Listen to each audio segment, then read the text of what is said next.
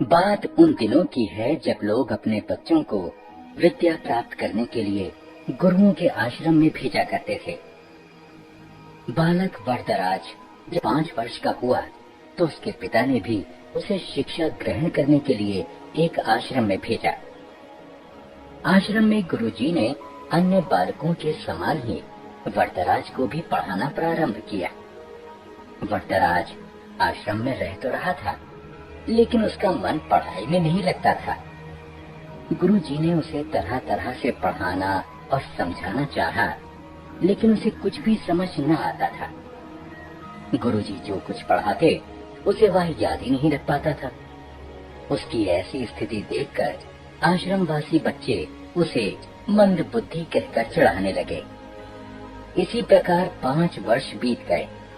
धीरे धीरे उसके सहपाठी उससे आगे बढ़ते गए, पर वरदराज वहीं का वहीं, वह कुछ भी विशेष न सीख सका था। उसके साथ जो पढ़ने आए थे वे तो आगे बढ़ ही गए, जो बाद में आए वे भी उसे पीछे छोड़ आगे निकल गए। एक दिन गुरुजी भी हार मान गए।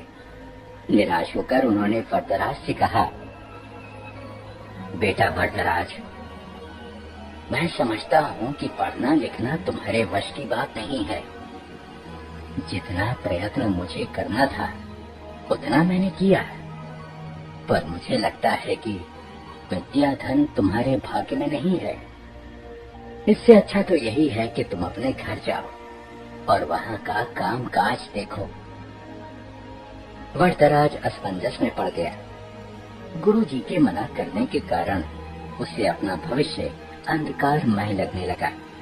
उसे यह चिंता भी सताने लगी कि घर लौटने पर उसके पिता क्या सोचेंगे। गांव के लोग भी उसे मूर्ख महामूर्ख कहकर दुत्कारेंगे। वरदराज कर्तव्य तो क्या, उसने अपना सामान समेटा, गुरुजी के चरण छुए और वह भारी मन से विदा हुआ। वह उदास होकर अनमने भाव से चला जा रहा था। घर वापस जाने का उसका जरा भी मन नहीं था, पर कोई और ठिकाना भी तो नहीं था। कहाँ जाए क्या, उसकी समझ में कुछ भी नहीं आ रहा था।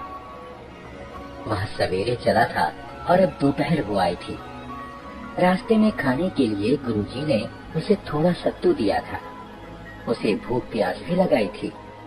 चलते चलते उसे एक कुआं दिखाई दिया। वह पानी पीने के लिए कुएं पर पहुंचा।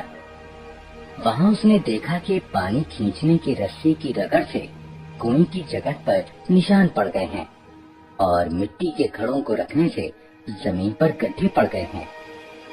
यह दृश्य वरदराज के मस्तिष्क में बिजली की तरह कौंध गया। उसने विचार किया कि जब रस्सी की बार बार रगड़ खाने से कठोर पत्थर पर निशान पड़ सकते हैं, तो क्या लगातार परिश्रम करने से मैं विद्वान नहीं बन सकता।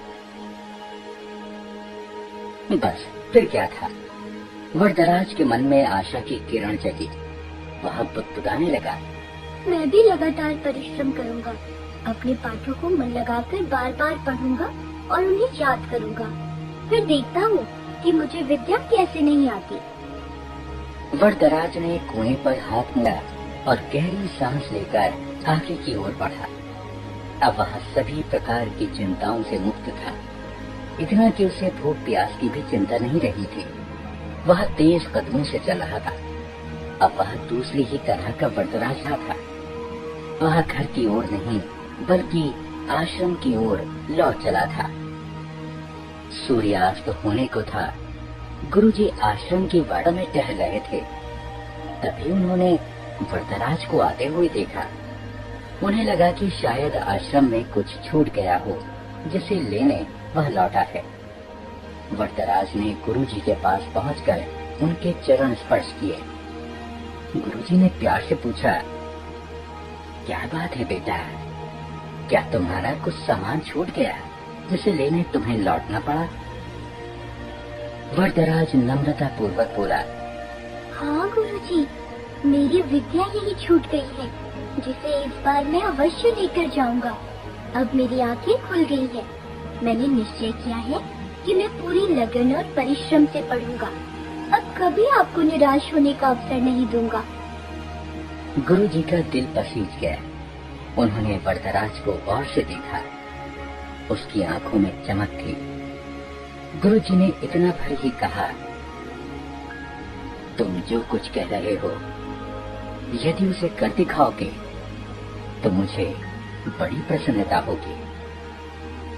वरदराज ने पढ़ाई प्रारंभ की। अब तो उसकी भूख और नींद पता नहीं कहाँ गुम हो गई थी। वह देर रात तक पढ़ता और कहता सबसे पहले उठ जाता। वह अपना एक क्षण भी व्यर्थ न गवाता। उसने दिन रात एक कर दिए। इसका प्रभाव यह हुआ कि जो पाठ याद करना उसे पहाड़ पर चढ़ने के समान कठिन लगता था, अब वही सरल लगने लगा था। गुरुजी और अन्य बालक वरदराज में आए। इस परिवर्तन को देख आश्चर्यचकित रह गए। अब वरदराज की प्रतिभावान बच्चों में होने लगी।